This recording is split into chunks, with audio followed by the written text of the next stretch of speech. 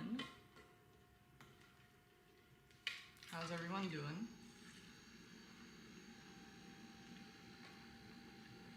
Ah, you have tea. What's the tea? Okay, so before we start off the live today, I just want to let everyone know that the live is about. If you have any concerns about life, relationships, friendships, work, whatever it may be, I'm here to be your little friend counselor. So if you have any stories that you want to talk about, then feel free to send them to me on Discord, right up here in the top left corner. It's S0 HYUA underscore. It's on O. It's a 0. Hello, Mama Burrito. Hello, hello. What time is it there? It's 1:21 p.m. I live in PST. Hello, good to see you. Will you be posting videos? I am kind of trying to switch up my content a bit, so for a while we'll be doing more lives, but I will be clipping them and posting them into videos. Yeah, but I think for now I'm trying to find my passion back for content creating, and live is something that I apparently like doing more than just talking to a camera alone, so this is where we're at. Uma, welcome back. How have you been feeling since yesterday? Uma shared her story with us yesterday, and I think she was feeling a little bit better about it. So, Canada, yes. I am in Vancouver, Canada. A couple of you sent me some stories yesterday, so I read through them, and I had a bunch of questions for you guys. So if you guys show up, then we can do that today. If not, we can work on another story. Why did you delete half your videos? Because I think as I started growing as a person in this point in time, there were some videos that I didn't really want to release publicly anymore. So I just kind of left the videos that I was happy with. And I deleted the rest of the videos that I just didn't really want to post on the internet. What's up? Lenny! Welcome! I read your story over. That you sent me in yesterday, and I have a couple questions for you. So I guess whenever you're ready to talk about it, I'm ready when you are.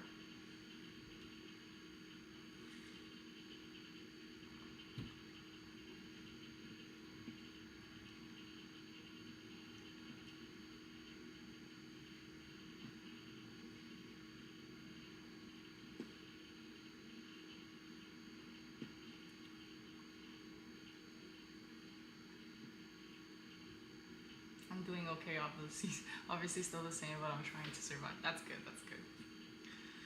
That's what we want to hear. I mean, shit doesn't always get better overnight, but as long as you make an effort to do the work, you'll get to where you want. Man, it took me 6 years of therapy to get to where I am right now. It was not fun. But I feel a lot better now, so it's good. Okay, bet, give me 1 sec. Okay, sounds good.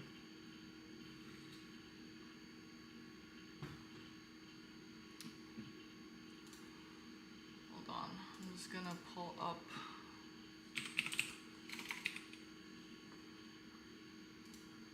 YouTube Live so I can see what's going on.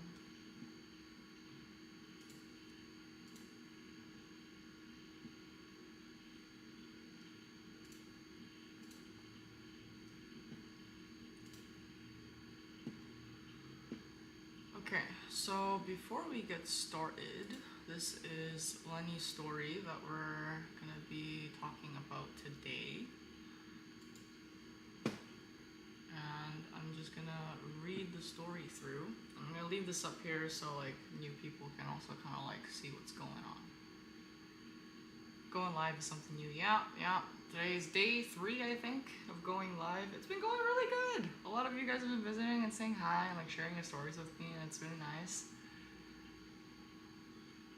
What is something in therapy that really helped you change the most? Well, I talked about this in another life too, but a really big habit or helpful habit that I picked up was utilizing sticky notes. I'm personally somebody that gets kind of spiraled in their own thoughts, and I really need to compartmentalize my thoughts.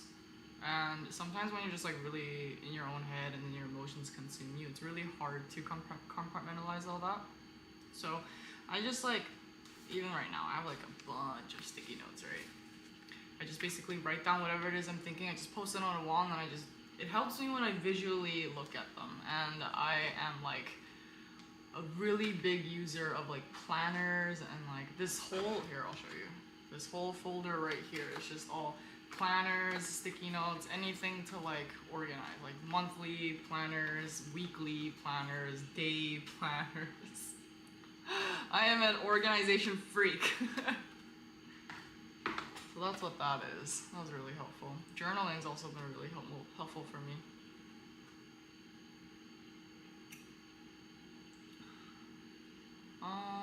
I have talked about that guy that you're mentioning a couple of lives ago, and that's not really what I want to base my content off of anymore, so we're not going to talk about that.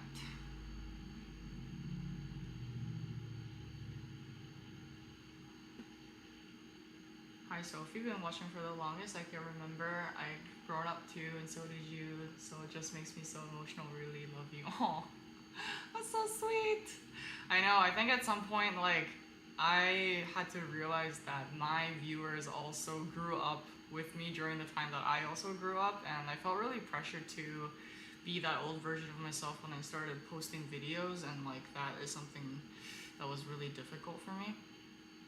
So it feels, I don't know, that makes me a little emotional too. Thanks for saying that. That's so cute. Yeah, I don't know why I forgot that you guys all kind of grew up with me too.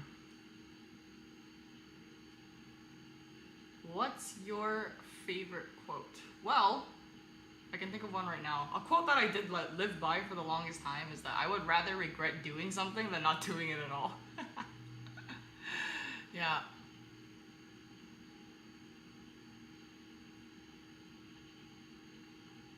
We leave that man in the past. Yeah, no more men, man. I don't want any more men or like personal men affiliated on this channel. I'm so done with that shit, man. I'm so over it. Hey, how are you? Have you ever dealt with anxiety, and how did you manage to get through it? Because I'm a mess right now and I'm having a hard time dealing with all the depression and anxiety. Yes, anxiety has been a very big part of my life. It's definitely a process for sure. I know that's a pretty long topic that I would have to get on. But if you want to send in a story and give me more context about your personal situation, I can probably try my best to help you. What's some specific advice to get a Korean partner? Korean partner, man? Well, I think for most Korean girls, or if you're a guy, I'm assuming, like, we usually only date within our own race. Like, unless you're one of those girls that really like, foreign guys, like, do you live alone? Like, one of those. We usually date within our own race, and, like, it's kind of the same for me. I've dated within, like, the Asian race, but I don't think I've gone too far out of that. Like, I personally am not, like, super attracted to, like, guys out of the Asian race. It's not really my thing.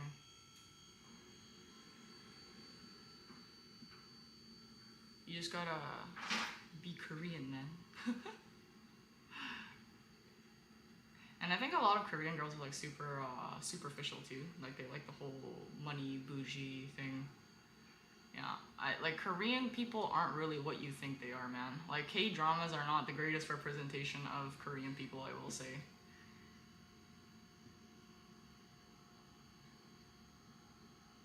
That's so crazy. She skipped over me. I wasn't meaning to skip over you. I was just gonna get there. Not bad. Both parents are dads. Need help. Peepo Sag.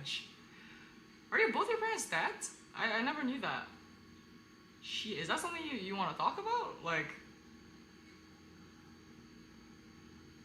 started watching your content fresh out of high school. I'm 21 now. How time flies is crazy. For real. For real. Oh my god. I started content when I think I was like 19 or 20. I'm 25 now. Holy fuck. Turning 26 this year. Crazy. Born in 2000. Gen Z. Okay, we're gonna... Are we calling or yes? One sec. Okay, so this is a story that we're kind of dealing with today. I'm just gonna read this out. So recently, I feel like I've been going through a quarter life crisis. We'll just go through one of the reasons for now. The way I've been seeing myself recently has really took a toll on my mental state. Long story short, I absolutely hate the way that I look. Weight-wise, looks-wise, all of it. And I've never had this issue. Like, yeah, I know I'm not the prettiest girl in the world, but I always had the mindset that nobody could even try to say I was ugly because I just knew they were lying. I don't dress the same because I'm afraid to show my body now. I refuse to take pictures. And the crazy thing is, nobody has ever told me I was ugly or too big. Not trying to brag, but it's actually the opposite. Yet now when I hear the compliments, I'm just like they're lying to my face. I've been trying to change and do something about it. Gym, trying to eat better, etc. But when I get in my head that it's still not good enough, I spiral and binge and basically undo everything I've done. I literally gained 20 pounds because I was so depressed. Also other causes, but that's for another day. I truly just don't know where or when my mind shifted to this mind frame. Is the story that we are dealing with today. Lenny, you are not that guy. just for context. Natharuni and Lenny Benny are friends. They know each other from my previous platform, so. Okay, before we start, I need you to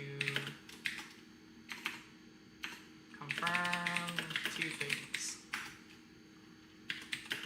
One, do we both understand I am not a licensed therapist?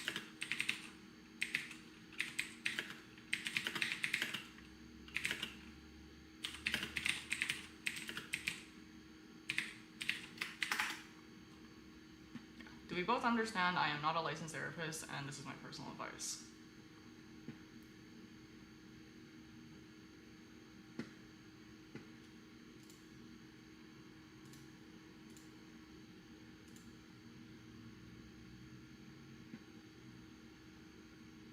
Actually, we know each other from a different creator, just happened to bump into together to you. Okay, whatever, man, like, what?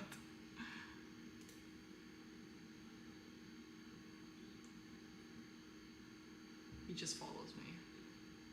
Oh, did you guys already know each other even like before me? Is that what it is? Oh shit, I didn't know that. By the way, I'm having a kid in 30 days. Congratulations. Congrats. Okay. And two, do I have your consent to share your story online?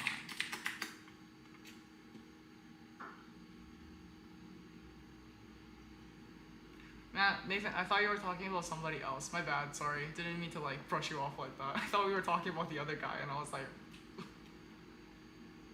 Okay, great. So I'm gonna leave the story up here so like y'all can read it if you need to, but meanwhile we're gonna get on a call. Okay. Okay, let me just go into my phone. We're gonna schedule this call for like roughly like 30 minutes, but if it lasts a little bit longer, that's okay. I've never called Lenny before.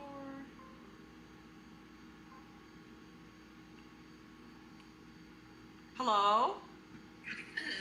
Hi. Hello? Oh, hello. Sorry, can you hear me? Yeah, I can hear you. Okay. Yo, it's so nice to meet you. Yeah, it's been so long. It's the first time I ever actually like talked to you. I know, that's so crazy. Thank you for letting me like, you know, share your story and like talk to you. Yeah, because I was like, at this point, any any advice will help. Or just talking to anybody will help at this point. Yeah, for sure. Super proud of you.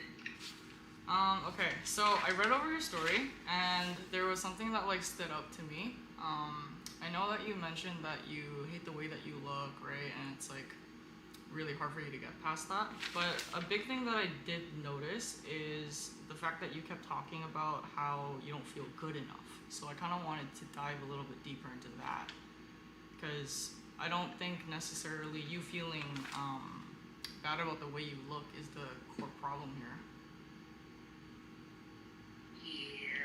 Yeah. Can I ask you why you don't feel good enough, or like the things that you do don't feel good enough? Like, where does that come from? I think it's because I feel delayed in life. Delayed. Especially compared, yeah, like work-wise, not even like really social-wise, kind of social-wise, just like I just feel delayed compared to everybody else, because like my sister, or like my sibling, my cousins, they all have like these, really big jobs and stuff, and then there's me that's just kind of like a caregiver, not really doing as much as them, and I feel like that's kind of like where my like crisis started, and then I think I just kind of spiraled and started picking at everything else after that. Okay, so comparison is a big thing that takes part in all this. If we were to take out the comparison aspect of all of this, how do you feel about yourself? Comparison aspect, I still feel like, even to my standard, it's not enough now, even without comparing myself. Okay, and that's okay. Like, what is it, like, specifically, though, that, like, what standard, right, like, your personal standard, do you feel like you are behind? Like, sorry, how old are you? 24. I'll be 25 next week. Okay, so, like, you're around my age, right? Yes. What are, like, some particular things in your personal life that make you feel like you're behind? I think maybe job-wise, like I feel like I could have been further than I am. But at the same time, it's like,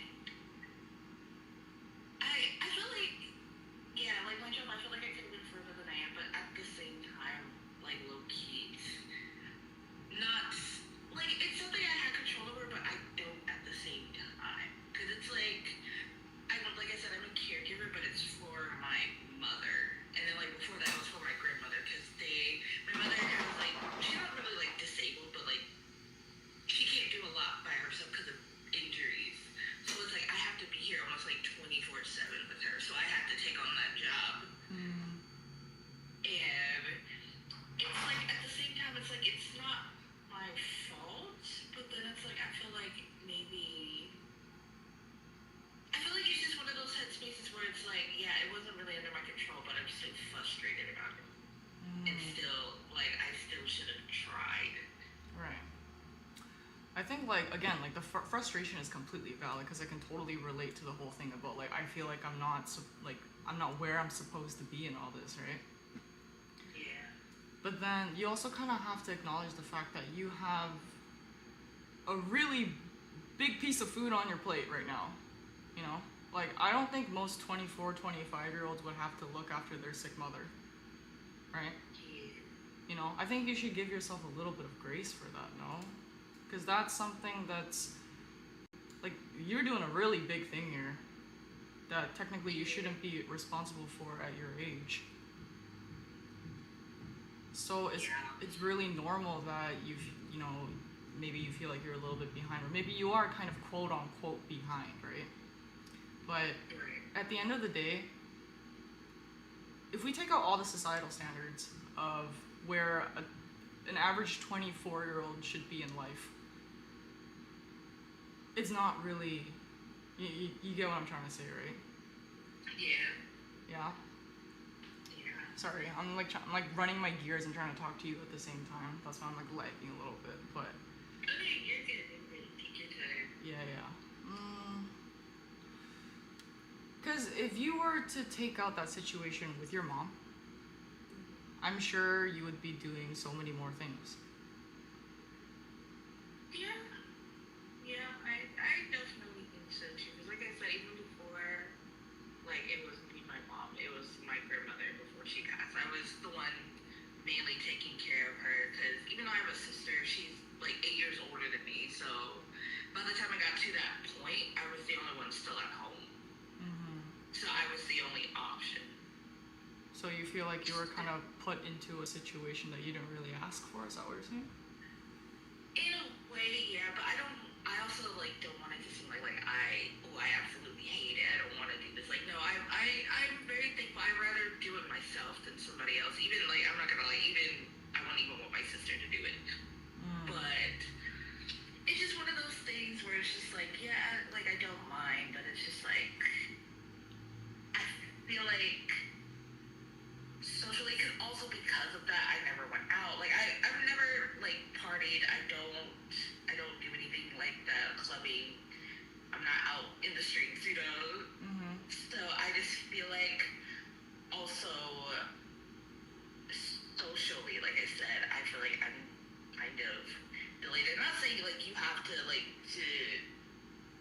partying and stuff or not partying means you're delayed in life. Like that's not what I'm saying. But I just feel like doing all that made me very introverted, so I don't like to go out at all anymore. I don't like to talk to people. I've always had like very bad anxiety, but I feel like because I'm not used to talking to people like that again, it's really bad. So I just choose to stay inside. I just say I'm very sheltered. Okay. Do you think maybe that comes from a place within yourself where you feel like it's kind of like the fear of missing out? Like, I know you just said you're, like, really introverted and you're a very, like, sheltered person. But because you have so many responsibilities on your plate, do you feel like you're kind of, like, missing out on the things that you could be doing as a 24-year-old? In a way, yeah. Yeah, low key. That makes sense. And it's like, even though I don't really care, like, I do have, like, a lot of friends, but none of them are, like, IRL friends. And it also has to do because I moved to another state not too long ago, so I haven't really had the chance to meet people. But it's like at the same time, even before I moved, I didn't have friends like that because I never went out and was able to meet friends, you know, and stuff like that. And I think too it has to do with my mother because when I like hit puberty, that's when I started like getting thicker and chubbier and stuff like that because of like medical stuff. My mother kind of sheltered me because she was also like a chubbier kid and she didn't want people picking on me. So that made her shelter me a little more and like in a way become a little overprotective. And I feel like because besides school, I never really got the chance to go out like that and meet new people without it in a way being forced because we were just in the same class. So I feel like that kind of transferred into my like teenage, now adult years, and I still just don't necessarily know how to navigate that part of life. Okay, you just mentioned that your mom kind of like sheltered you. Like, do you feel like she kind of like hid you away from other people because maybe she didn't want, you know, her daughter portrayed a certain way for her own face? Does that make sense? Yeah, no, that's definitely not the reason. Like, she always wanted me to make friends, but she was just worried that I would get bullied because she always said I'm very sensitive and like I've never, especially as a kid, I was never that person. Like, if someone was mean to me, I would never tell them off or anything or like really go tell somebody. I would just sit there and take it and then cry later. And I think she just didn't want that to happen because she knew how mean kids were when she was growing up. But you know, obviously two different times. But she was still worried about that. She had like good intentions. Like I will say I've never been the one she had to worry about giving people a bad impression on her or like just our family or anything like that. So it was definitely just she was just too scared of kids bullying me or the possibility of being bullied and stuff like that. Do you know if your mom was also kind of like either bullied as a child or like her mom kind of did the same thing to her? Or like Oh was it? yeah, no, she was bullied, and I will say for that reason, like I do know that's why she was the way she was. That she even told me like she was bullied heavily as a kid, even by family. Oh, excuse me, even by family, she was bullied, and she saw herself in me because my sister grew up kind of like, we're just a thick family. My sister grew up also like on the chubby side, but my sister was more outspoken than I was. So it was almost like she felt like she didn't really have to worry about her as much when it came to people picking on her if they did. Right. But I also feel like I never got a chance to prove myself that I was able to handle my own. And then now, I think that's another reason why now I just don't even try. Because it's like, I never had the chance to really prove myself, Okay. I think I'm getting a gist of why comparison is a bit of a thing for you. Yes. Because you know how you mentioned with your like sister how your mom was kind of like, oh, she's good, right? Actually, so sorry. My mother's calling me. Could I pause real quick? Yeah, call me back. Okay, thank you. Yeah. Okay. I think I have a good gist. I know you guys are like listening in. I do kind of have a thought that like because her mom was like, I mean, her mom obviously it's out of good intention. She's trying to protect her child. And there's nothing wrong with that. But the thing is like, it also does seem like generational trauma does take a pretty, like, it takes a big place here, right? Hey, welcome. Welcome. I'm just gonna say beforehand, like, disclaimer, I am horrible at multitasking, so I'm sorry if I'm like skipping your comments and stuff like that. I am trying my best. When the story is over, I will get back to the comments and answer some of your questions. But for now, I'm trying to focus on one thing at a time. Okay. Yeah, speak of the devil, our mom called too, right? I personally think that like our parents do a lot of things for us where they're trying to like protect us and things like that. But it always doesn't come off the right way. You know, it kind of affects your child in a way where in this case it doesn't give you, sorry. Hello, welcome back. Hello? Sorry. It's okay. Hello. Okay. I thought a little bit about what you said earlier, and I kind of get a gist that, like, because your mom, out of obviously good intention, was trying to protect you because she has a, previous experience with getting bullied and everything like that, right? Right. But she never, from what it sounds like, she never really gave you a chance to, like you said, prove that you could handle it on your own. And I think a big part of that when you kind of like grow up and that becomes a part of how you handle yourself, you almost kind of feel like you need permission to do things or like some type of approval, right? And then that kind of creates like confusion in yourself where you kind of constantly question yourself where the things that you're doing are right or wrong. Yeah. Right. Right. And then even the thing with like your sister, because she was kind of good already, and then your mom never really was that protective of her. I'm gonna assume that your sister operates a lot differently than you when it comes to how she kind of carries herself as a person. Yeah. Right.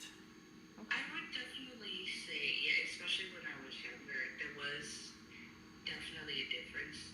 It was harder to see from my point of view because, like I said, she's 8 years older than me, so she was already a teenager by the time I was like old enough to, remember, how she was like as a kid and stuff like that, or like when we were younger. I think it got to the point where now, like, because me and my sister, like, me and my mom with my sister, we don't have that great of a relationship.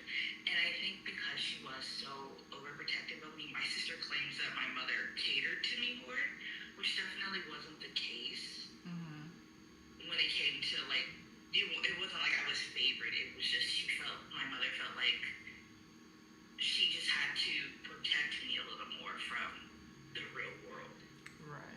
see why your sister felt that way, though. Yeah, no, I definitely understand it, but for her, like, it's a lot with her, like, that added to that, but in that aspect, I did say, like, I understand, like, kind of where she's coming from with that. I see. So what do you think is kind of like the main goal or the main problem here that you're wanting to tackle? I think my main goal is just to not, how do I word this? Basically, just to not care what other people think about me, because I think that's another issue that's really getting into my head. Like I said, oh, do people think what I do is not good enough? Do people think the way I look is not good enough? And I feel like too, also where a lot of this came from, and I don't want it to seem like, oh, I'm trying to change for a man or anything like this, but I feel like I'm a lot closer. Like, I've never been in like a full like relationship, but I've talked to people. Like, I've never had a problem getting a man before, but it's to the point now where like it's very like close to where I'm being in a relationship, and it's like, I know for a fact that if I'm not comfortable with myself, it's going to project into my relationship, and I don't want that. And I think that's another reason why I'm so hard on myself now, because I'm like, you need to change what you don't like. It needs to happen now. Right. And that's just not obviously realistic in certain cases, you know, of what I want to do. And like, the person has never made me feel like I needed to change. Like, that he always tells me like, oh, you're fine the way you are and stuff like that. But I'm like, you don't like that version of yourself, right? Yeah. Right. It's like, yeah, you think that, but I don't think that. And I feel like it's just not going to be a good time for either of us if I continue to have this mindset. Right. Like, you want to feel good about yourself. Exactly. So, like, back to that whole thing about, like, not feeling good enough. I think a big part of this is probably, like, you feel like you need kind of some type of approval or, like, permission to, like, move forward, right? And because you kind of grew up under, like, your mom's shelter, it's really hard for you to kind of differentiate between, or not differentiate, because it sounds like you're self-aware, right? But just having that quote-unquote permission to feel like it's okay to move forward, I think it's really important that you really kind of dig deeper into like the dynamic, like the thought process or like dynamic that your mother instilled in you, because our parents do a lot of things for us out of good intention, right? But that doesn't necessarily mean that is good for us, you know? Right. Yeah. It's like we talk about like generational trauma all the time, and this is like a big thing. And it doesn't matter if it's from good intention or not. The point is that it's still a problem, right? And the effect that it caused is the effect that it caused. Yeah. So, do you feel like? Oh, I'm sorry. That's okay. Go ahead. I was just saying, because me and my mom, we've actually talked about this, and I told her, I don't want you to feel like I'm mad at you because you did this. You did what you thought was best for me. But sadly, there were some outcomes, you know, that kind of did the opposite of what you wanted. But yeah. For sure. Let's see.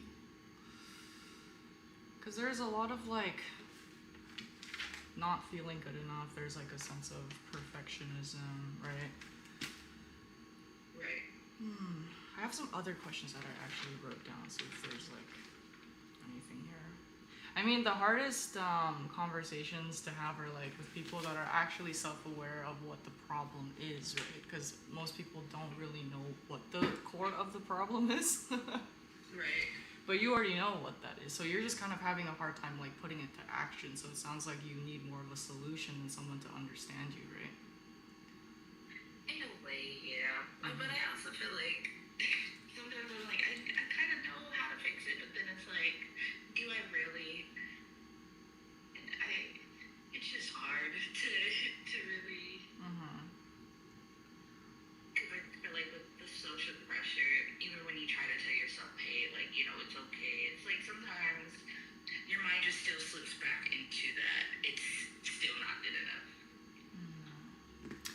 I also dealt with that problem of like not being good enough. Like I'll share a little bit about myself if it helps. With like, If you're comfortable. yeah, for sure. Like I think I mentioned this on one of like my other streams too. But like I've always been this person that's kind of like a jack of all trades, right? Like I'm good at cooking. I can kind of sing. I'm a good taekwondo athlete. Like you know, I'm good at talking to Right. people. I'm good at doing nails. But like I'm not really like exceptionally good at anything. You know. Yeah, no, that's how I feel too sometimes. Cause like I grew up dancing for like a long time, like competitive dancing. Like I've done stuff that most people at my age at the time didn't do, but then I feel like at that point it just stopped. And then it's like, I cook a lot. Like I do all the cooking. I, bake and stuff like that. I'm not that good, but like, I do different things, and it's like they're always like, "Oh, you're so good," and I'm like, "Yeah, but it doesn't feel like it." Like, and I feel like that's another thing of comparing. I'm like, "Oh, there's someone that's better out there." And that's what I was like just gonna get at too. Like the biggest thing for me was swallowing that pill. Okay, you're not exceptionally good at all these things you do, but is that okay? And at some point, I kind of had to come to terms with myself and be like, you know what? Like, it's like good to be good at a lot of things, but not be exceptionally good at them. So what I did was I changed my priority instead. Because everybody has a choice, right? Like, we don't have to be miserable. We just have to find ways that make us happy. And the big thing for me, how I kind of dealt with that was I prioritize joy above all. I think joy is one of these like magical things that like if you like really enjoy what you do and you have passion for what you do, it really like improves your quality of life. You know? Like Yeah. and I kind of came down to the conclusion. I was like, you know what? Like I really enjoy like walking through people's heads and giving them advice and like helping people maybe like live another day. You know? And that was something that brought me a lot of fulfillment and a lot of joy. So, like, how do you feel about like changing your priorities? You know, because when you compare yourself to somebody, there's like literally no end. It just keeps going and going and going. Yeah, it's something I need to do. I need to change my priorities. I feel like I've always been that one. Even like from a young age, even when like my sister was living at the house with us, I was always that one that everyone went to for something. I never had an issue with it. Like I enjoy helping people. That was another reason why like I don't mind being a caregiver, even if I wasn't doing it for my mother. Mm-hmm. I enjoy helping people, and I think at some point, it got to the point where not necessarily I feel like I have to. I feel like it's like in a like people pleaser way. I don't want them to be mad at me because I decide like, oh, I just don't feel like doing it right now. Mm-hmm. Yeah. Yeah. I used to be a huge people pleaser too. I totally get that. I think at like some point I like really had to tell myself, I was like, you know what? It's okay to be mean to men, you know? I don't have to talk to people I don't want to fucking talk to. You know? Because like that's the whole thing with like loving yourself too, right? Like why are other people allowed to put boundaries on me, but why am I not allowed to put boundaries on other people? In my world at least. Like in what world does that make sense? Right. And that was the whole thing with me prioritizing joy. That includes me protecting my own peace. And then when your kind of values or priorities start to change, your world also starts to change because you start acting differently. You know? Right. Like, Yeah. I'm sure, like, a lot of people say comparison is the thief of joy, and it's, like, obviously fucking true. But if you can't work with what you already have, you need to change where you're going. Right? You need to change the destination, or you need to change your direction so it works for you. Like, I think for some people, joy may not be something that is a core value in their life. Like, some people kind of have this core value of, I like effectiveness, you know, I like more achievement, I like more money and things like that, which personally, I'm not that person, I don't really agree with. But you need to find something that is most important to you. Yeah. And And like, just because like you don't serve, quote unquote, a purpose in other people's lives, you need to understand and really know that you're not useless. Because that is also something that I dealt with. Like, again, jack of all trades, people need you for this, people need you for that, right? And then you feel like you're useful, and all of a sudden, when you start taking care of yourself, you start to say no to these people and you feel kind of useless. Right. Yeah, but it's okay. Yeah. You don't have to feel useful all the time. Sometimes you can just like fuck off, turn off your phone, and take a bath. Like, the world's not gonna end, right? Right. Mm-hmm. Yeah. At the end of the day, I think like you feeling this way about yourself physically is only kind of like a byproduct of what you're kind of dealing with right now. Yeah. Yeah, I think it does run a lot deeper than that. So it's gonna take some time, right? But since you do recognize the problem with your mom and how she was like, you know, projecting on you, whether it was from good intention or like bad intention, right? You kind of have to sit with yourself and eventually like accept it. Okay, like this is what I went through as a child. Was not a bad intention, but like what am I gonna do with it now? Right. Like how do I navigate that now that I am living my life for my own? Am I gonna keep living my life feeling sorry for myself and making other people happy? Or am I gonna take care of myself and make myself happy and protect my peace? Yeah. Mm-hmm. I know it's hard though. You feel really guilty at first because you're like, fuck. Yeah. Literally, though. Literally. For sure. But I totally want to like validate your feelings and tell you for sure that you should not feel guilty. It's okay. Yeah. Mm-hmm. It sucks though, man. Like that feeling sucks. Yeah. 100%. Even a people pleaser so long. It's like, how do you even like go about telling people like, hey, basically like, hey, I'm putting me first, like respectfully. Mm-hmm. Like it's kind of that line of like, at what point is it selfish and what point is it like boundaries? Yeah. Mm-hmm. I think most of it is boundaries. Like there's a difference between rude and setting your boundaries. Yeah, for sure. Like for example, I bounce at the club, right? Like on the weekends. And personally, this like really helped for me because I had a problem like talking to men at clubs, right? A guy would come up to me and then dude's fucking chopped his shit. I don't want to talk to him, but then I feel bad because now I feel rude if I ignore somebody because they're talking to me. Right. You know, and this is like a slightly different example than what you're going through right now, but I'm hoping that you're getting my point. When I was working at the club, like I kind of started to realize that like looking at all these people sober, right? They look really dumb. And I'm not saying that to say like people who drink in club are just dumb in general, but a lot of these people that come to a place like that, have really different values than me, right? They don't really have anything else better to do. They're just at the club every single weekend, drinking away, hitting on random women, and like all this, right? Some of them even have like families at home, and it's just like looking at that, I'm like, these people aren't really worth my time.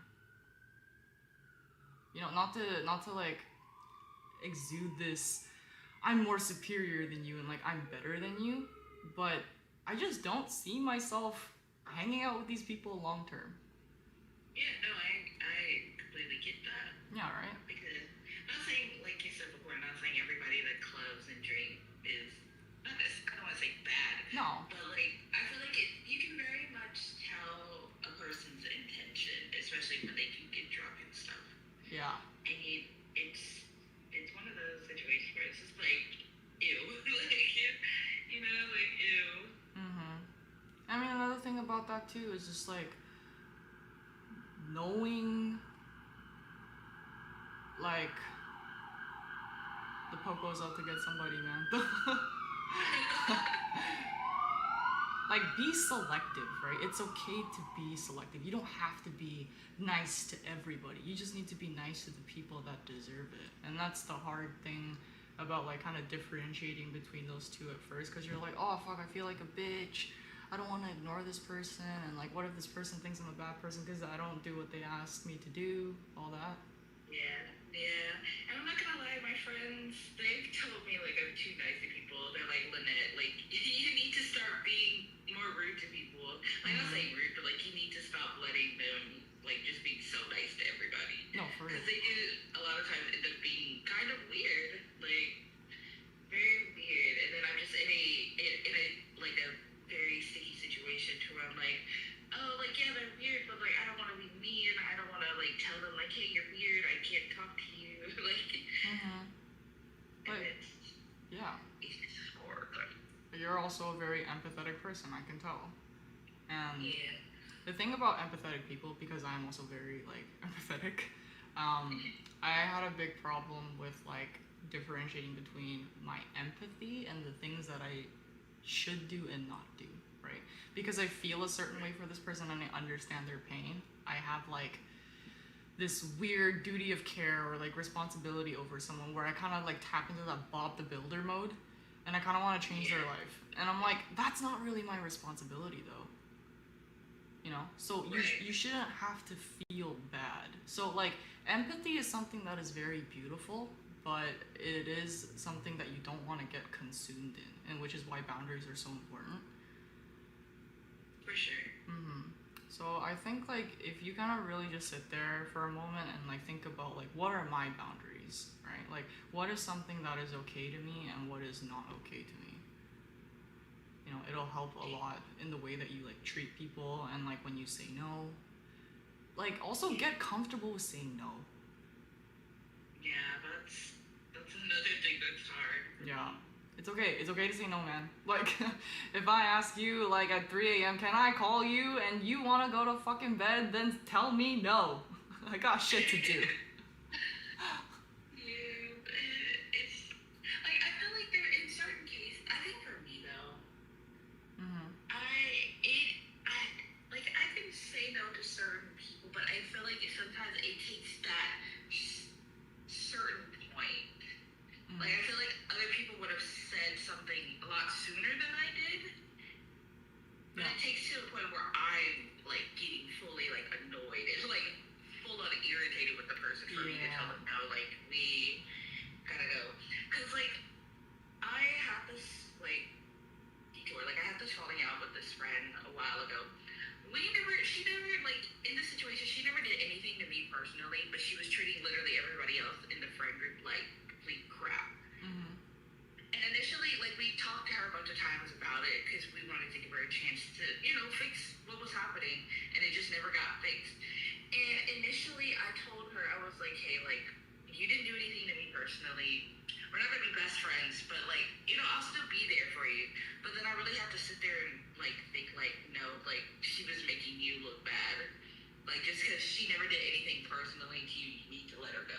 Like you can't just keep people around. I couldn't just keep her around because I felt bad that everybody else was didn't want to be friends with her anymore. Because she genuinely like she needed to go. Like it was like messing up our friend group as a whole. Right. Like because of her, but I was like, I have to literally tell myself like, no, you cannot be friends with her still because that's she needs to go.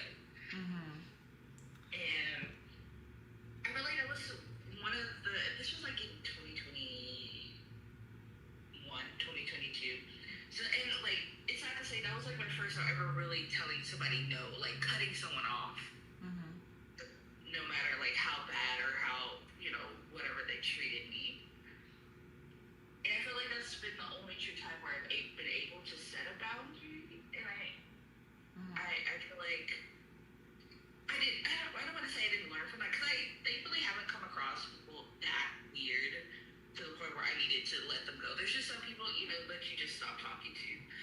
But I feel like in other cases of like not wanting to do something or like putting what I want to do or putting my stuff that I feel is important to me or like just anything like to myself aside for somebody else, do what they want first and then put myself last.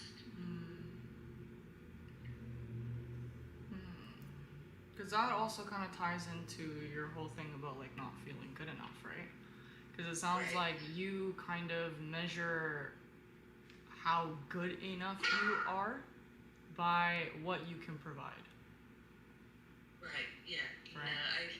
I feel like I have to be helpful all the time. Be there for somebody to be appreciated. You know. Because that makes you feel like you're worth something.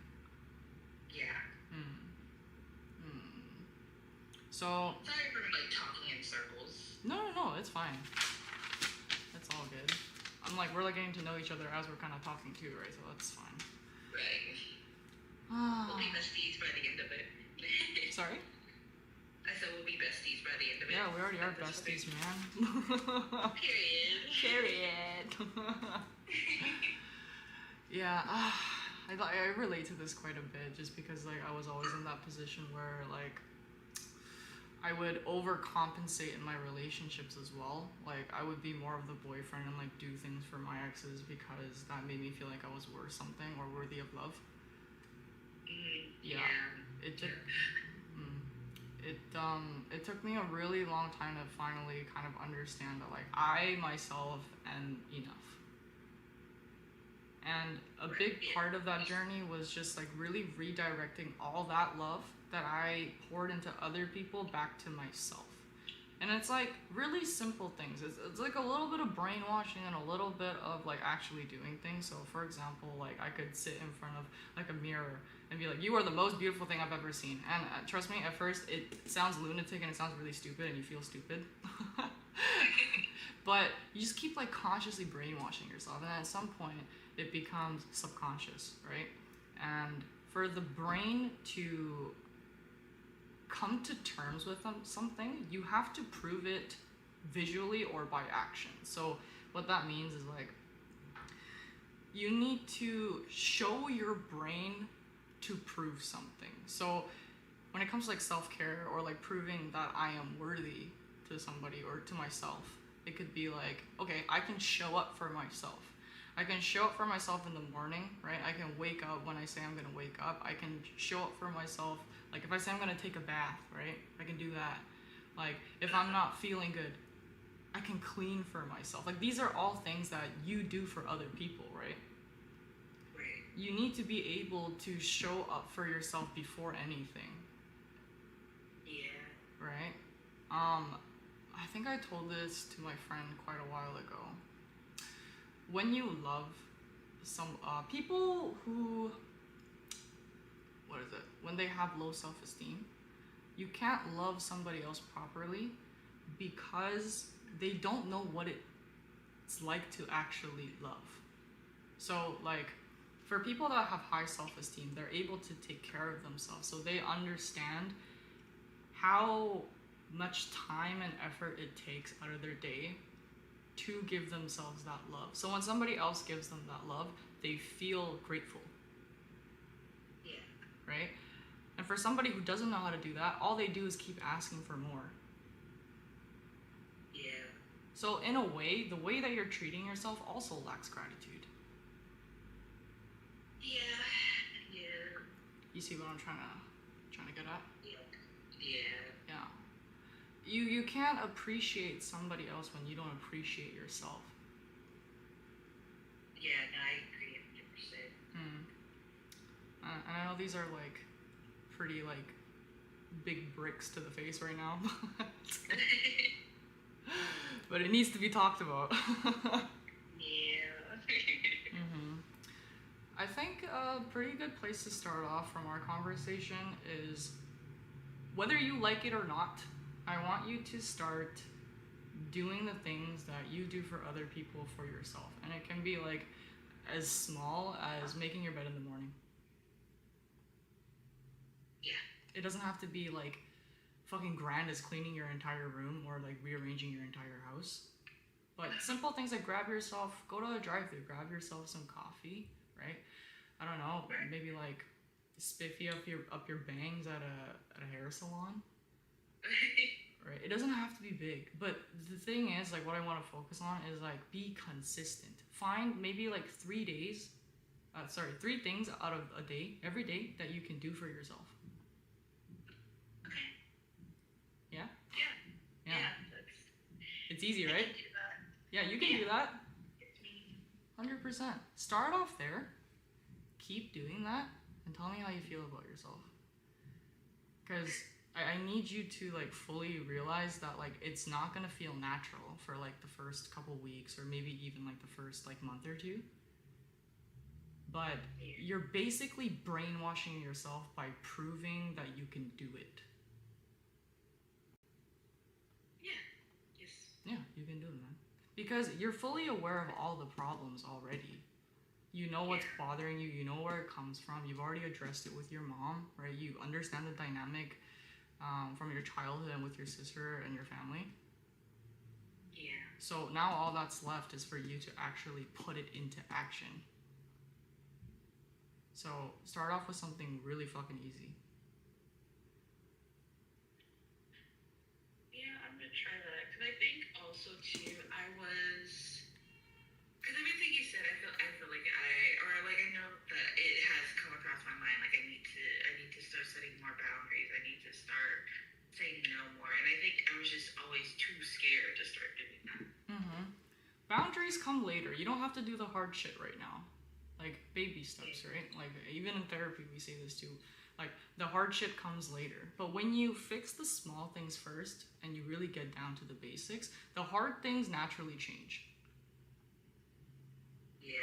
Right. But when you look at the big picture always it's like fuck, how am I gonna get there? Like this feels too overwhelming, right? Yeah, no, exactly. Yeah, you want to start off with the easy things first, and then when you gain a little bit of confidence, you'll start to be more inclined to crack more out of that comfort zone and like try new things.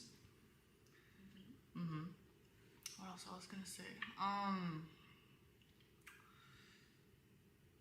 Like I always tell people because I get this question a lot, like what is confidence, right? Confidence is something that you are sure of. You can't be confident in something that you don't know, and that goes like the same for yourself. Like how do you know 2 + 2 is 4? How are you confident that 2 + 2 is 4? Because you know 2 + 2 is 4, right? Right. So like when you want to be confident in yourself, it's the same thing. What do you know about yourself? What are your standards? What are your values? What are your, what's your personality like?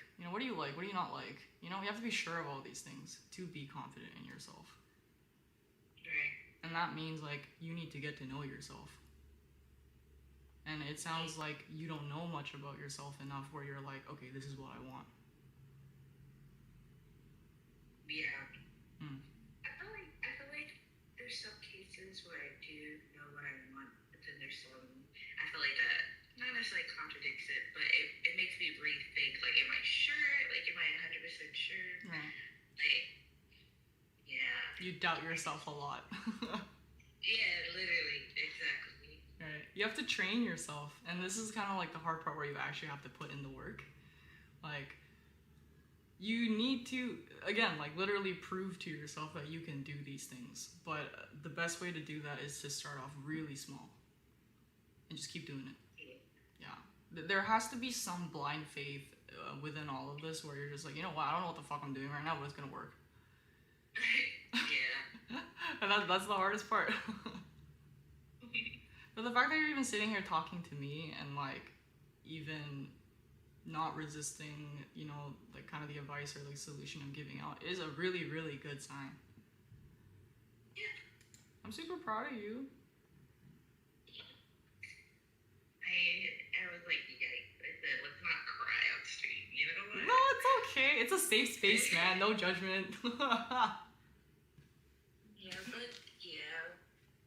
I think too, because I've always been that person, even though people are always like, oh, you can come talk to me. I don't know, I just always just kept it in. Like, any struggles I was going through, like, I would say, like,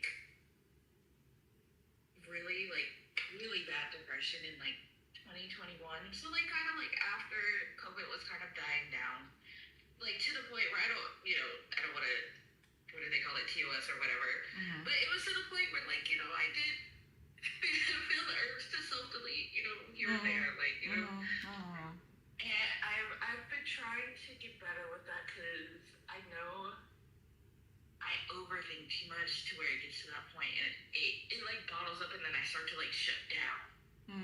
Yeah, I feel, like, yeah. to even do daily tasks, stuff like that. Yeah. So, this, I even, like, talking to, like, someone I even knew, I felt like I wouldn't have done this. So, and I think having another person telling me what I've been telling myself, it kind of gives you more of, like, that push to get your shit together, you know? Yeah, for sure. Everyone needs to start somewhere, right? Yeah. Like, honestly, I say comparison is the thief of joy, but, like, in all reality, not everybody's life is perfect, right? Like, I'm sure personally a lot of people would look at me on a screen and be like, wow, she's conventionally attractive and lives alone and she got this content thing going and does brand deals. She's probably doing fucking great, you know? Yeah. In reality, sometimes, some months, man, I'm struggling to pay rent out here. I'm fucking miserable. Like, it's a canon event for everybody. I completely get it. No, that's literally the same with us. Like, I think that's also another thing. We struggle with, like we have enough to pay rent. Like, I will say that's the one thing. Like, rent is never an issue, but it's like having food on the table. We moved here, like, it's going on 2 years next month.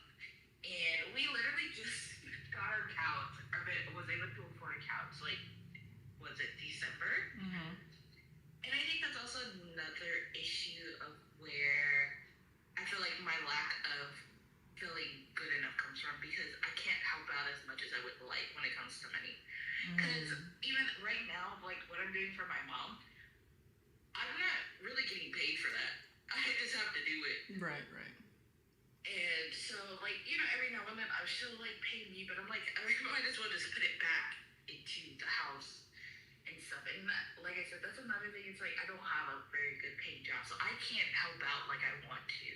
I feel like she's doing everything. She's constantly stressed out. And it's like, I want to be able to do more. And I know at this point in time, like, I can't really. Like, we're trying to work out, because, like, her type of health insurance she has, they don't pay you through the state, but we're trying to change that.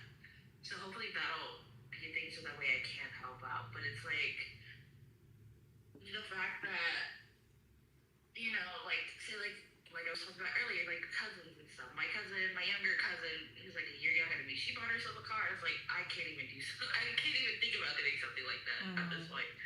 So it makes me feel like I should be doing more for my mother. Like, or not really for her, but take off the load of her. She's 65 now, and she's still having to do all of this because shit happened, you know. And there's some other stuff that has to go with, like, work-wise, that maybe I'm not comfortable saying this on stream. Maybe I'll tell you this privately if we ever talk again.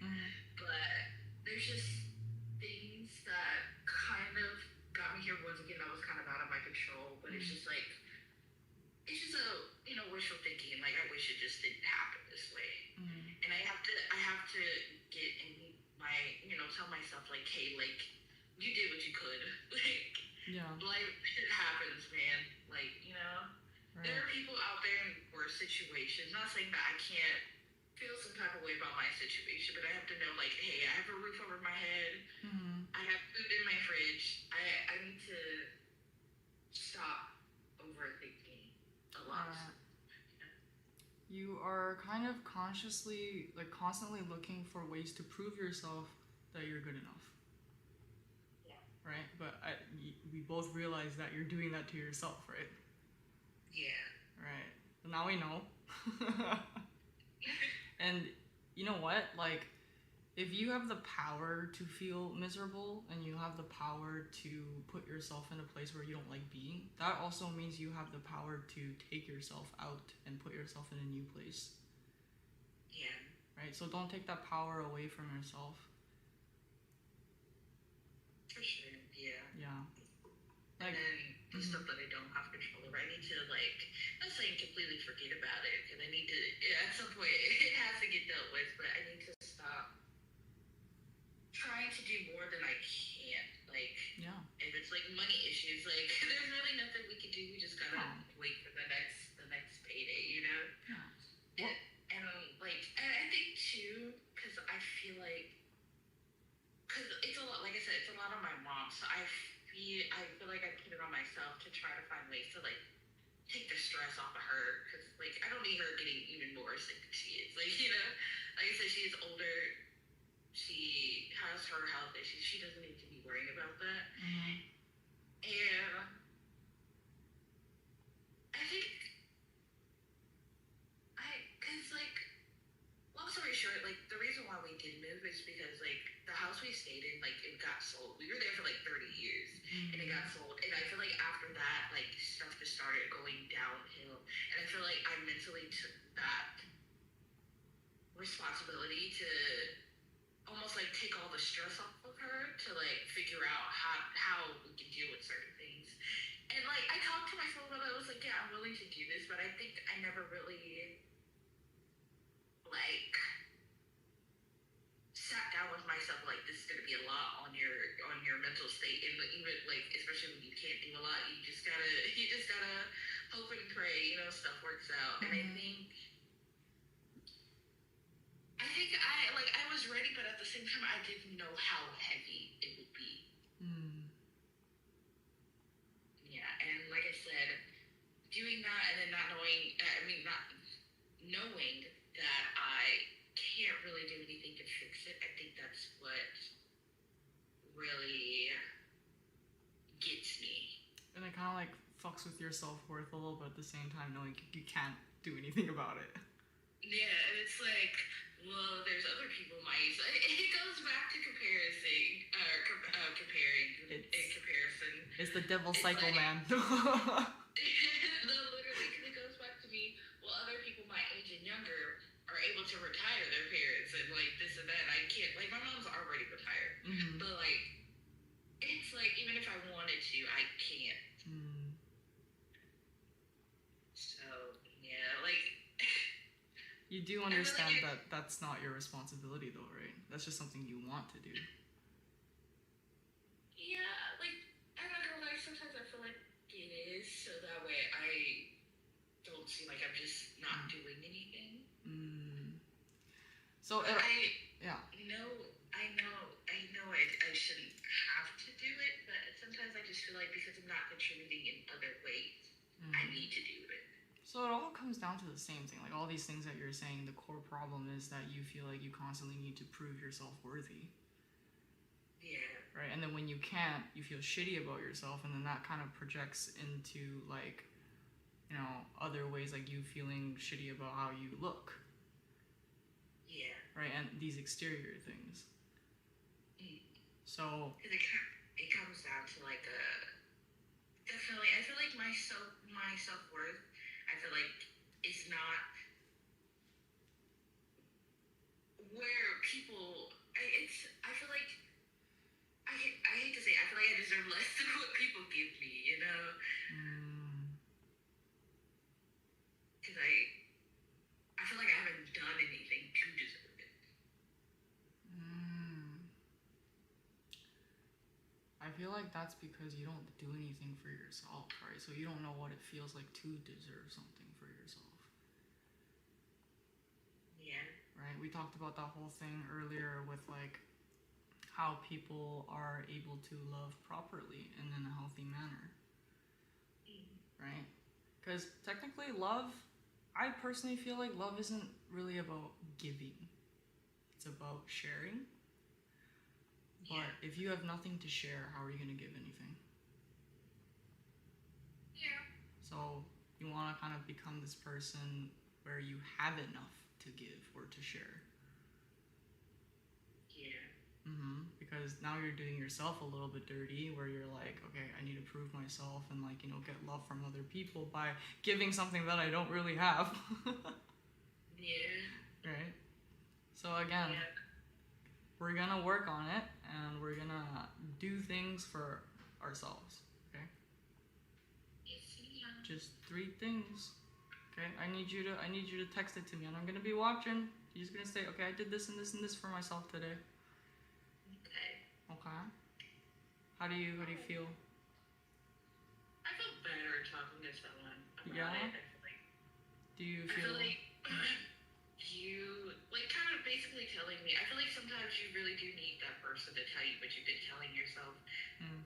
So that way you know for a fact, like, oh, it's not selfish. It's something that's necessary. Oh, it's totally normal, man. All these feelings you're feeling are so valid.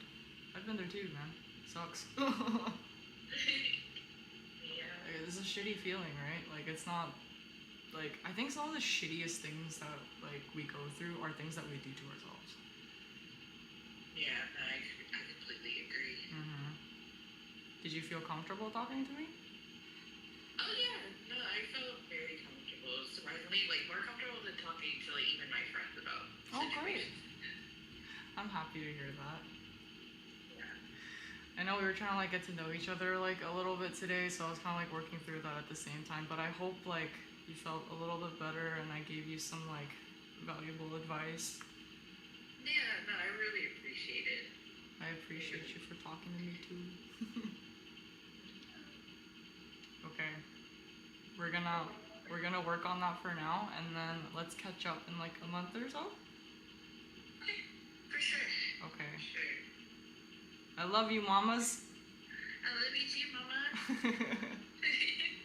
Alright. Bye-bye. Take care. You too. Mm-hmm. Okay. Oh man. That was a session. I know a lot of you just stopped like talking and then you're just like watching.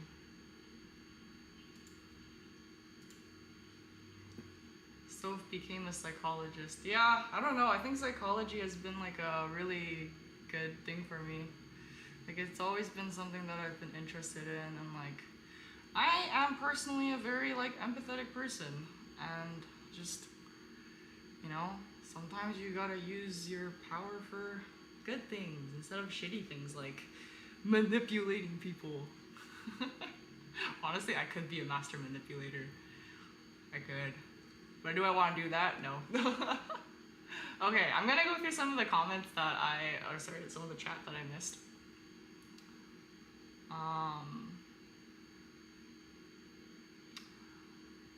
I'm Ice K. Sorry, I skipped over your comments earlier. I saw that you mentioned that. I just joined. How have you been doing? Missed your vlogs. Hope you're okay. I'm doing great. Thank you for coming. I don't know if you're still here, but it's nice to see you again. Remembered you living in a basement and everything. I was trying to move out to my parents' house too. Oh shit, yeah. I don't live in a basement anymore. I live on ground floor. It's great. Hi Tiffany, love your videos. Thank you. Scroll. No, I think the better question is how to raise up men. I don't know, man. I feel like men are pretty simple.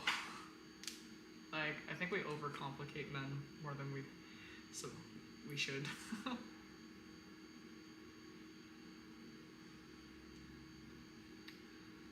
Welcome to everybody that joined the live. Welcome. I'm 24, no friends, introvert, social anxiety, and hate to socialize. Anything you would suggest?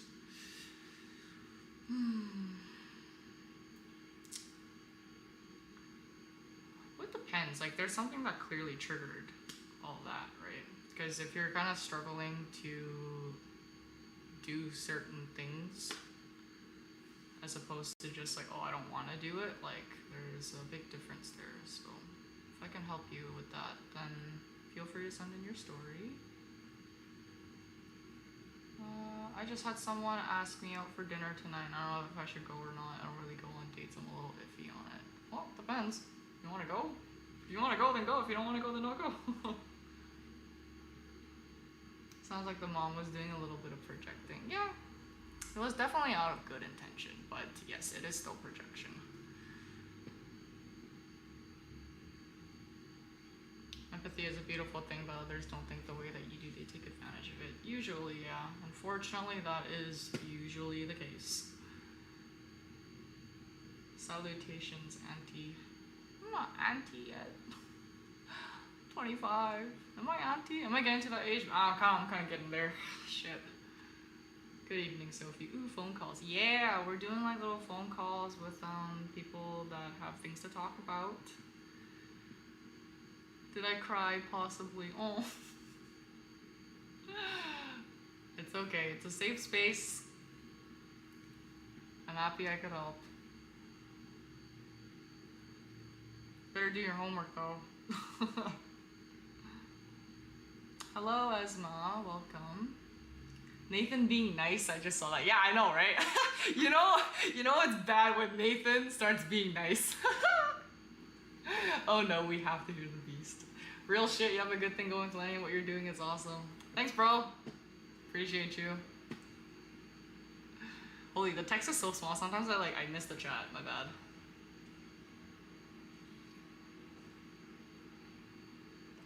Yeah. Shade. No shade. Had to run my gears for that one. I always say this, but there's always like a root to a problem. It's the external problems that make it complex and complicated, but at the end of the day, like, the root cause is always really, really simple. Which is why I kind of like ask you guys about what's your family background like, what's your personality like, what are your core values like I can't always give the same advice to every single person. Why? Because that advice is not tailored specifically for you. Like, yes, I have a certain way of thinking and like my own core values, but my thinking, or the way that I operate may not be the same way that you operate, which is why it's kind of important to really get to know somebody, and sometimes it takes a little bit longer. I had you working, girl. No, for real. For real. I try my best though. Honestly, like, don't ever feel bad. I like doing this stuff. I like picking at people's brains, and I like helping, I mean, there's obviously gonna be that time eventually where I have to kind of like suck on my ego and be like, actually, I can't help you with this because this is out of my range, but most things I feel like I can help with. I've lived a pretty full life for 25, I will say. I'm not gonna get too deep into it, it's kind of traumatic, but been through some shit. Hello, Sophie. Hi, Kay. Hi. Welcome. But side note, makeup's kind of fire today. I was like, I look like a hobo. I should probably put on some makeup. Lenny, from my perspective, you are a good person with a beautiful heart. Try not to be so hard on yourself. Yeah. It's always the people with like big hearts that get done the dirtiest. It sucks, but you just gotta know how to deal with it at the end of the day. Like, you just can't keep blaming your surroundings for like what happened. You just need to suck it up, and then because as a kid, I was somebody who was really, really extroverted. I had a lot of friends, and I used to trauma bond quite a bit. I used to use my trauma as icebreakers, and a big part of that was me trying to ice break through my trauma because I wanted that validation and acceptance. I realized that later in life, and even with the people pleasing too, I had to learn at some point. I was like, you know what? That's not very healthy. Not everybody is accepting, and not everybody is non-judgmental as you think. So you also have a duty or a responsibility over yourself that you need to protect. Hi, Suhan. Welcome. I meant to type really. It's the nails. Oh, okay. You really are. Okay. Yeah, I got it. I love how you guys just like were all watching, because I checked the viewer count a couple of times. You guys were all watching, but you just didn't say anything. You guys were so locked in our conversation. I love that. I love y'all, man. You guys are the GOAT. Side note, I kind of want to cut my bangs. My bangs are getting really long. Does it make me look edgy though?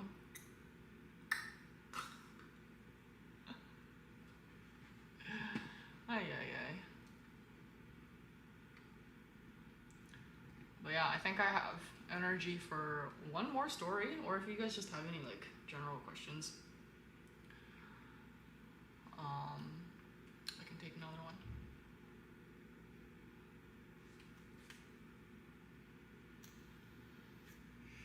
Also, if you guys haven't subscribed, please do. It would help a lot.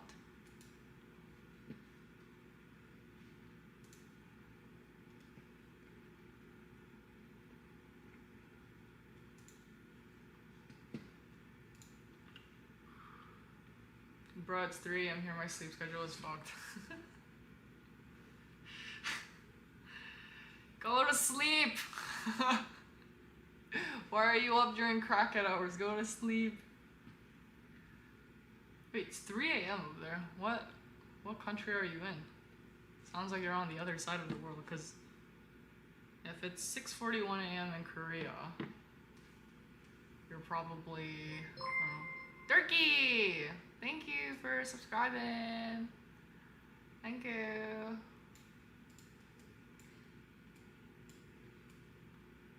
Thank you, thank you.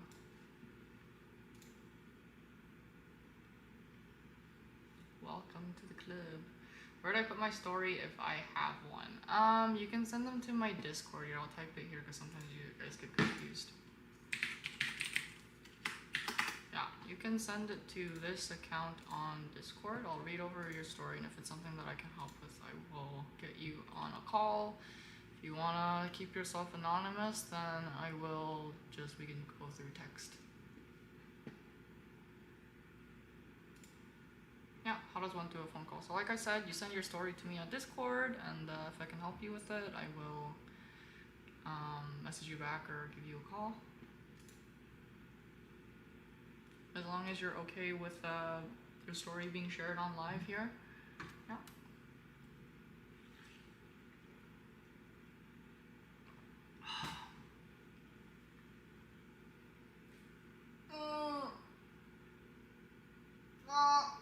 Okay. Yeah, also, I'm sorry if I come off as like a little bit meh or like nonchalant. Look, this is my default. I know you guys seen my my older videos where I'm like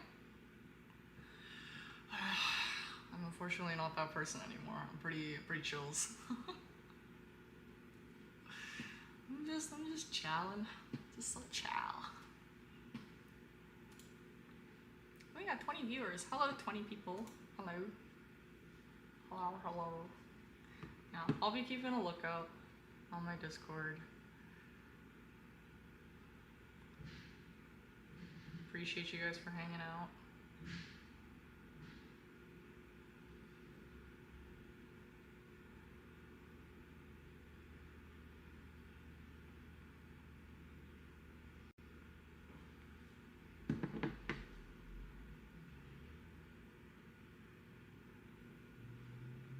You think I should like dye my hair? I like the black hair, but I'm like starting to get kind of bored of it. I'm okay with it being shared, but the call session that'll make me too anxious to open up. That's fine. We can just text instead, and then you can kind of like listen to me as I talk on the live at the same time. No, you don't have to get on a call. It's just easier for me to kind of get like an idea of like your vibe and stuff like that. But if you don't want to call, that's totally fine too. You can change your name on Discord. You can stay anonymous. No problemo. What color would you do? I was thinking of getting. You remember the extensions that I had in Korea, like the blonde or like kind of beige like bridges, like the two-tone. I kind of want to do that again. I'm an old man, 29. I don't understand Discord. You're not even that old. Okay, Discord is it's a platform. It's like an app that you can download.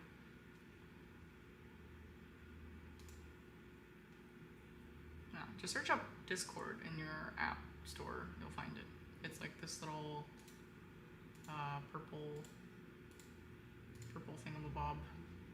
Looks like little 2 eyes. That was cute. Yeah, I like that hair. Unfortunately, hair extensions in North America are really fucking expensive. Like, I think I paid like about $500 Canadian for my extensions, like a full head of extensions in Korea.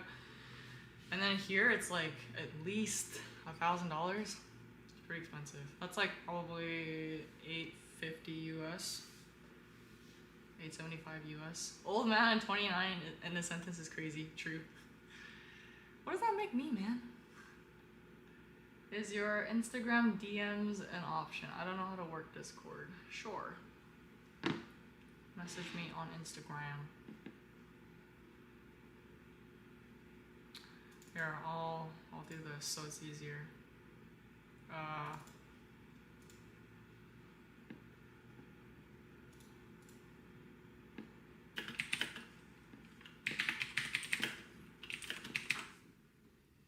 Here you go. Makes it easier for y'all.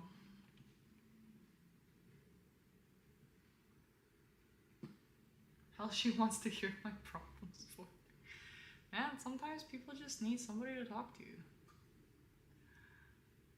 Missed watching your videos and your uploads. Oh, thank you. I know, I don't really post videos as much lately, but this is the new type of content that we're kind of easing into. So I will be kind of like either posting lives or like, you know, taking snippets of my lives and sharing your stories or like our phone calls and stuff like that as videos. So no stress if you missed a live. I'm also kind of trying to regain my passion for like content again and like kind of being online. So thank you for supporting and understanding the changes. You look cool with blue hair. I don't know if blue's my color, man. Maybe like I can see myself in red hair. I don't know about blue. We're aunties in that case. Yeah, man. Like turning 26 this year. Oh, already? I feel like I was like 19 yesterday. What do you mean I'm like turning 26? You teased me for being almost 30 this year in last night's stream. Yeah. Oh yeah, I did. Fucking old. Old as fuck. Can I ask what you do for a living? Like you do YouTube full time? Yes, I also do YouTube full time, and I also do. I'm a nail technician, so I do nails at home. So I kind of ping pong between the two, and then sometimes I'll be at the clubs on weekends, either as a bouncer or a ticket girl, just for like, I don't know, it's fun, extra cash. Yeah, but yeah, content creating is kind of like my full-time job at this point. I'll be 25 next week. Oh shit, it's your birthday next week? What are you then? You're, what are you? March. What is March? What's the Zodiac for March? You are an Aries. No wonder we get along. Okay. I like Aries women. I don't like Aries men, man. I've actually dated quite a bit of Aries men. I don't like Aries men. They're very stubborn and hard-headed. Stubborn is enough coming from me. I don't need more than that. Too stubborn in it.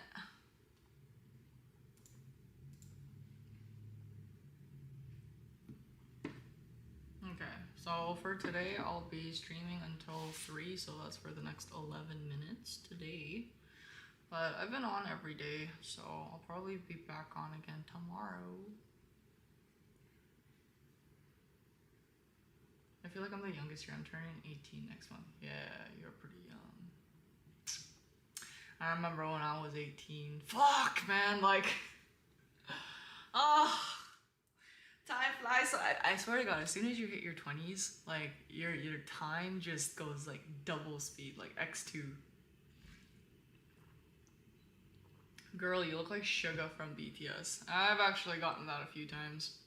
I've also got people tell me I look like Lee Sung-young, like Namjoon's ex-girlfriend. Kim Go-eun, you know, the girl from Goblin. That one I've heard. This one I don't really see it. I've heard Kim Yana, like the skating athlete, a couple times. Yeah. I see the Suga though. I think it's probably this part, right? Yeah. I dated an Aries man, never again. Yeah, no. We don't like Aries men. We don't like Aries man. I dated a Chinese woman last month. I think she found out I was 20 years older than her because I mentioned the Jin blossoms. Well, clearly you're a lot older than me because I don't know what that means either. What are Jin blossoms? I'm gonna search that up. What the hell is that? What? Jin blossoms. Huh? Is it like it's like a band? I've never heard of these guys before. You believe in Zodiac. I don't really, but what do you think? My wife is Aquarius and I'm in Leo. Oh, Aquarius and Leo. That's a really interesting combination too. I'm not like, I guess I'm more of a spiritual person. I am definitely within the woo-woo section, but I'm not like religious towards like woo-woo shit. I think it's just fun. It's like an interesting way to kind of dive into kind of, you know, who this person is and what their personality's like, what their life kind of looks like and stuff. But no, not like religiously into zodiacs, I would say. But I do find that to a certain extent it tends to be quite accurate a lot of the times. Like I'm a Leo and Leo sun. Leo sun fits into my me as a person quite well. Like the traits of a Leo, like that is like almost me to a T. But then you have other aspects like your moon and your rising, and like that also plays a part. Girl, did you watch Singles Inferno? What are your thoughts of Mina Sue? I didn't watch like the thing on Netflix. I didn't watch all of it. I've watched like a lot of clips on my algorithm and stuff. I just think Mina Sue is a little bitch. I'm gonna be honest. I don't fuck with the vibe.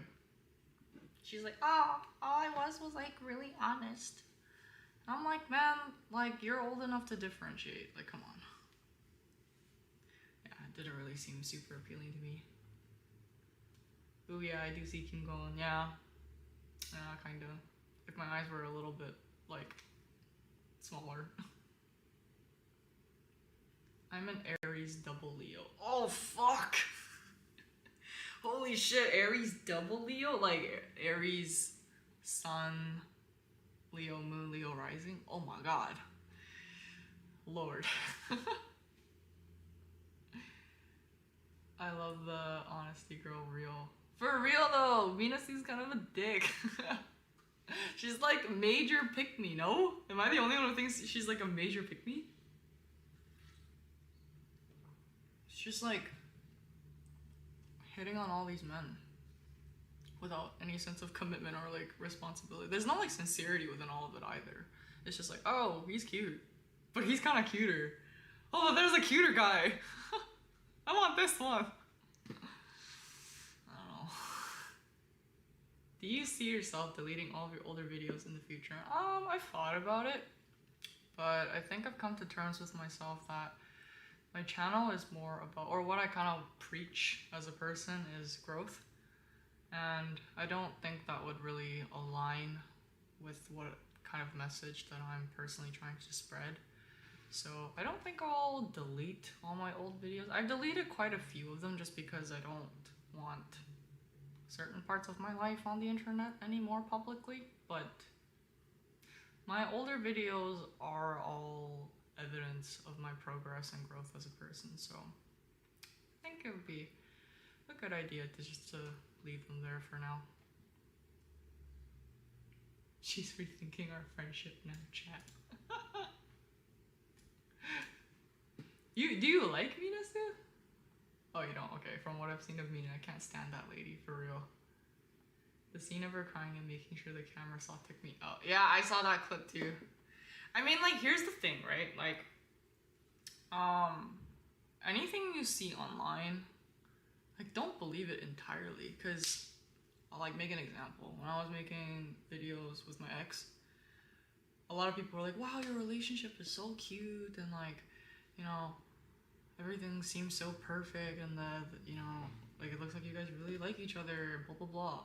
We were fucking fighting, like, every second off camera. Like, sometimes we had to pause what we were doing just to cuss each other out. It was pretty bad.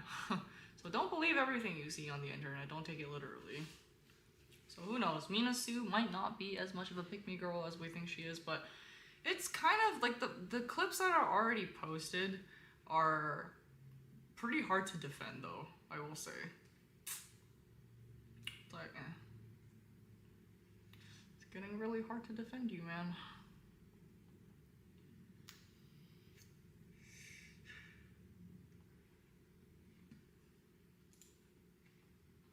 Okay, guys, I need to, like, pee really bad. I'll be right back. I gotta pee.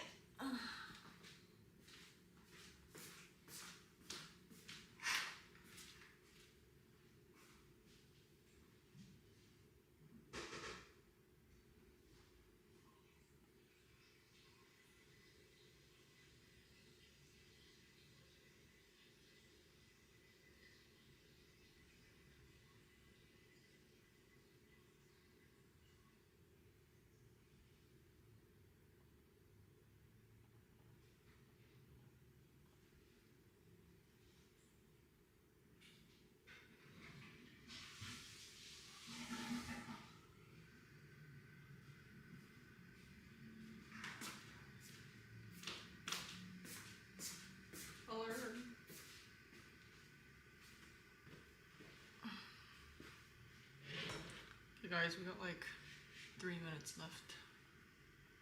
I'm subscribed to this woman. Does she play the piano or do karate or something? Singing, maybe. I sing. I used to be very competitive in Taekwondo. I used to play the piano as a kid, but I don't remember anything anymore. I am good at a lot of things, but I don't know. I mean, like, personally, I still do deal with that whole thing of, like, it's not good enough, you know? It's gotten a lot better, but in terms of, like, me posting singing videos and stuff like that, I record myself and I'm like, it's not horrible, but it's not, like, great either. And I think I, like, kind of set myself to a standard where it's, like, it doesn't sound like the videos that went viral or it's not good enough to go viral, and then it just defeats the whole purpose of enjoying what I'm doing. So it kind of like drives you away from the whole thing. Oh god, did you hear that? Holy fuck. Oh lord. I'm glad you're still going making content. Aw, thank you, Evan. I'm also glad to be back. I know I don't seem as like enthusiastic as you may remember me as in my earlier years of content creation, but I hope my presence and who I am right now is still enough. It's nice to have you guys here. Man, for the other like 15 people that are watching and not say anything. Hello? Hello? What y'all doing? It's okay, we have like 1 minute left anyways.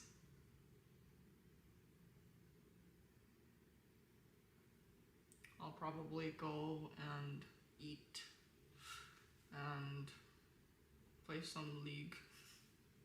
I haven't played League for a couple days. I think I've been just like really excited about coming back and talking to you guys recently, so I haven't been really playing games. You have a great singing voice. I can definitely see you going viral for music one day if you choose to pursue it. Oh, thank you. Maybe I might crawl out of my insecurities and maybe start posting on that other channel again. Maybe. We'll see, we'll see. Oh, dude, yesterday I slept really early, but I don't know why I'm like low-key kind of tired. I think it's because I've been having a bit of a hard time sleeping, like having like deep sleep. Like I sleep early, but then I can't like fall asleep. I'm like half awake the entire night, you know what I mean?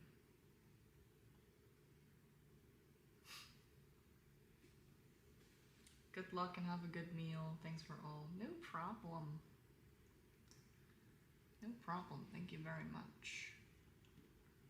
I'm typing out my story for the next slide. Okay. Sounds good. Sounds good. I'll keep an eye out. Just let me know it's you. Because I get quite a bit of DMs and sometimes I don't know who it is.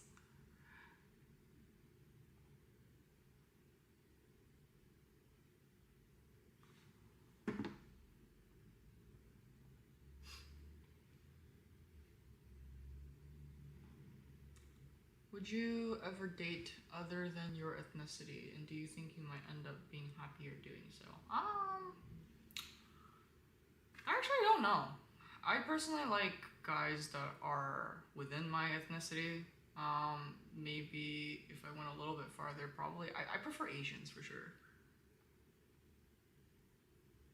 I think the biggest reason is that being like culture is obviously a big thing for me. And also like because I am Korean and Korean is my first language, like I am fluent in both. Like I don't have a preference as to like what language I'm more comfortable speaking in, but I do like the Korean language more just because English is a really bland and dull language, I feel like.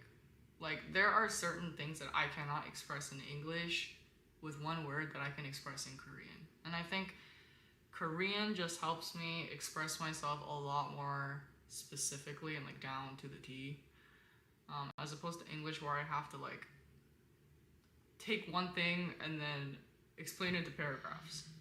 So that being said, I would like to date somebody that is Korean or Asian, like East Asian.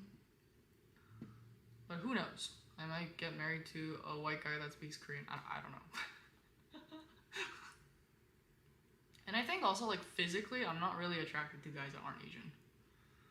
Like I've seen like white guys, and I'm like, yeah, you cute, but like not really my thing, right? Like Asians, some Asians are like really attractive, but then I just don't get that like sense of home or like comfort. It's just wow, you hot, but then okay, then what? Like, is personally how I feel about it. I need to get my sleep schedule together. I fell asleep at 7 a.m. and woke up literally minutes before you went live. Oh man, you're fucked, man. You need to stay awake the entire day and like sleep at like I don't know, like sleep like 8. Oh, but you woke up later. Oh shit, you're cooked then. You're cooked. You need to stay awake until tomorrow. I agree, English is dull. Yeah, compared to Asian languages or like a lot of other countries' languages, English is really, really dull. Like, I think you would get a completely different vibe of me if I were to speak in Korean as opposed to English. Like, when I speak English, I come off as a bit colder in a way. And then when I speak Korean, people tell me like I'm a bit more soft. Yeah. When I speak English, I'm kind of like, you know, gang signs, right? When I speak Korean, it's more like my tone of voice is a bit higher too. For example, 내가 한국말을 하면 조금 착해 보이고 착해 보인다? 착해 보인다까지는 아닌데 좀 약간 차가워 보이지는 않다. 뭔 말인지 알지? You know, for example, like it's not as bro, saw dude like.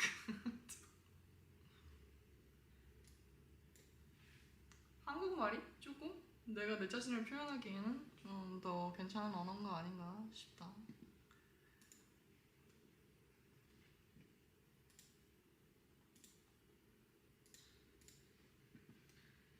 I've been in love with a guy for 2 years who hates me and said I was weird. He also said he wanted to jump me and my friends, and I'm still not over him. Well, whose fault is that? Whose fault is that? No, I'm just joking. It's not really your fault, but these are toxic attachment patterns. They're not very healthy.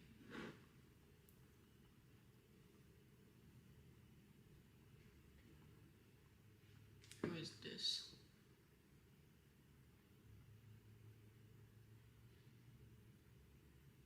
Oh, it's my therapist.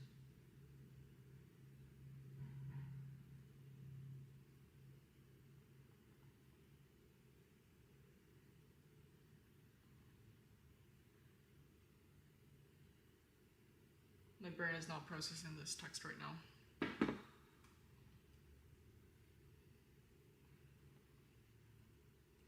I mean, well, here's the thing about like toxic relationship. I feel like, ironically, one of the most toxic guys I've dated, I had the longest relationship with. Like, trauma bonding is not a joke. Like, I think it's kind of like that thing too, where you feel like something is so fucked up, and then you kind of feel like shit when you try to throw it away, so you try to like overcompensate for it, and then you try to make it better, and then that's what kind of like ties the bond. I don't know if that makes sense, but when things are shitty, like a lot of people want to make it better again. Like, you kind of want to like restore it, and I think that keeps you tied down to the relationship more than you think it does, which is why toxic relationships tend to last years as opposed to relationships that are just really healthy in general for some reason. Because healthy relationships, sometimes they kind of feel really boring.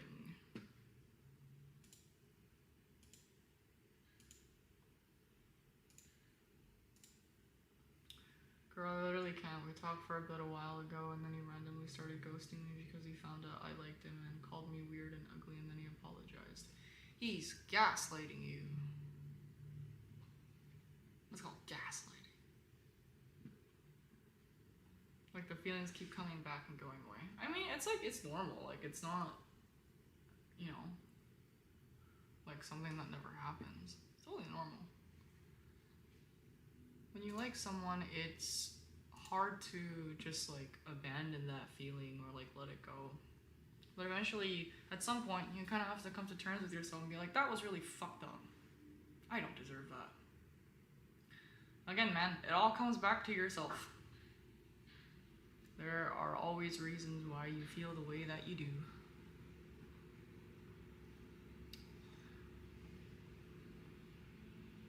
Sophie's still on stream. Yeah, I know. I'm like 7 minutes over. I don't know why all of a sudden I feel so tired.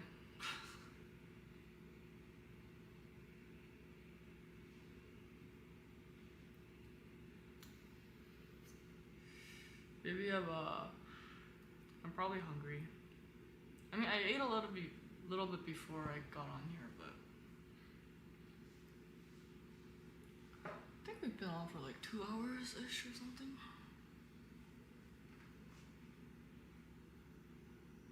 I'm crying right now because my boyfriend made racist jokes on me as a joke, which he has done multiple times.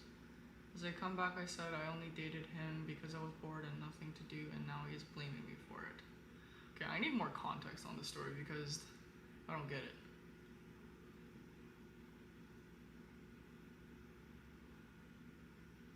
Well, from what you typed out, it sounds like he just keeps gaslighting you over and over again.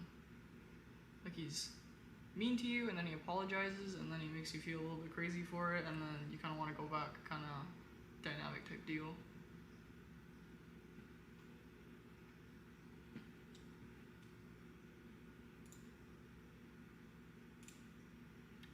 I do hate to leave you guys hanging,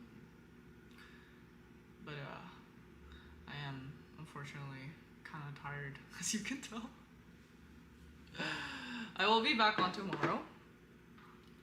I will see you guys either tomorrow or another time. I don't have a schedule yet, but I'll just be kind of on at like random times, so come visit. And I will see y'all very soon. Yo, nice seeing you, Sophie. Nice seeing you too. Okay, dokie.